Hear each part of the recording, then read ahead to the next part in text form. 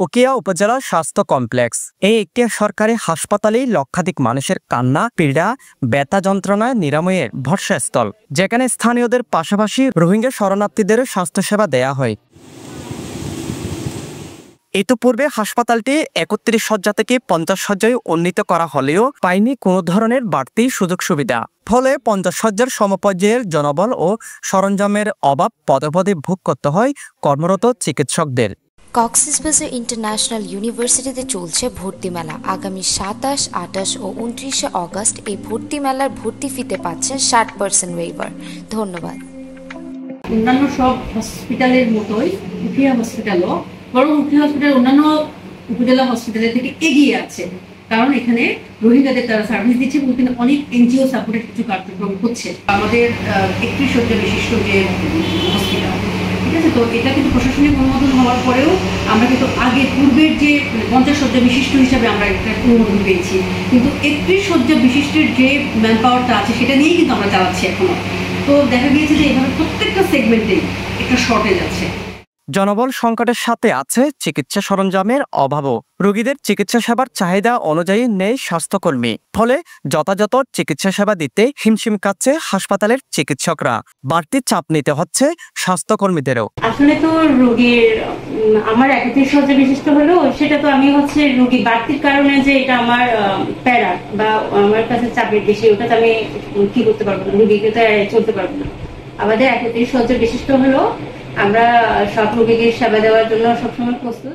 রোগীর ধারণ ক্ষমতা ৩১ জন হলেও প্রতিদিন গড়ে ৫০ জন রোগী ভর্তি থাকে এই হাসপাতালে। টানাপোড়েনের মধ্য দিয়ে সারতে হয় প্রতিদিনের স্বাস্থ্যসেবা। ঘাটতি তো প্রতিনিয়তই আমরা ফিল করছি, কিন্তু যেটা হয়েছে যে আমাদের বেড যেমন আগে ৩০ ছিল, এখন ৫০ হয়ে গিয়েছে। আমরা এখানে কিন্তু নিয়মিতভাবে পুরোপুরি ৫০ জন রোগী না থাকলেও ৪৫, ৪৬, ৪৮, কখনো 50+ রোগী এখানে ভর্তি থাকে। তো এখানে আমাদের রোগী ভর্তির জন্য শয্যা আছে, হয়তোবা আমাদের যে ম্যান পাওয়ার গুলো 50 বেড থাকলে দরকার ছিল, যেহেতু সেটা নেই, কিন্তু ৩১ বেডের যে ম্যান পাওয়ার আছে সেটা দিয়েই আমরা রোগীদের সার্ভিস দিচ্ছি। এরপরও চিকিৎসা সেবার ক্ষেত্রে অন্যান্য উপজেলা থেকে উখিয়া উপজেলা স্বাস্থ্য কমপ্লেক্স পিছিয়ে নেই। তবে স্থানীয় ও রোহিঙ্গা জনগোষ্ঠীর যথাযথ চাহিদা পূরণে সরকারের হস্তক্ষেপ দরকার বলে মনে করছেন উপজেলা স্বাস্থ্য ও পরিবার পরিকল্পনা কর্মকর্তা। অন্যান্য সব হসপিটালের মতোই উখিয়া হসপিটালও বরং উখিয়া হসপিটাল অন্যান্য উপজেলা হসপিটালের থেকে এগিয়ে আছে, কারণ এখানে রোহিঙ্গাদের তারা সার্ভিস দিচ্ছে এবং এখানে অনেক এনজিও সাপোর্টেড কিছু কার্যক্রম হচ্ছে, যার জন্য কিন্তু আমাদের সার্ভিসের পরিধিটা অনেক বেশি। কিন্তু সরকারিভাবে আমাদের এখানে যে লোকবল থাকার কথা সেখানে হয়তো বা একটু শর্টেজ আছে, এবং এই শর্টেজটা আমরা মিটিগেট করার চেষ্টা করছি, কিন্তু আসলে এটা তো অনেক দীর্ঘ একটা প্রসেসের ব্যাপার আছে। প্রায় ১২ লাখ রোহিঙ্গার বসবাস এই উপজেলায়, যেখানে স্থানীয়দের পাশাপাশি রোহিঙ্গা ক্যাম্পে ছড়িয়ে পড়া বিভিন্ন ভাইরাস ও ব্যাকটেরিয়াজনিত রোগে এনজিওর হেলথ সেন্টার সহ উখিয়ার স্বাস্থ্য কমপ্লেক্সে চাপ লেগে থাকে।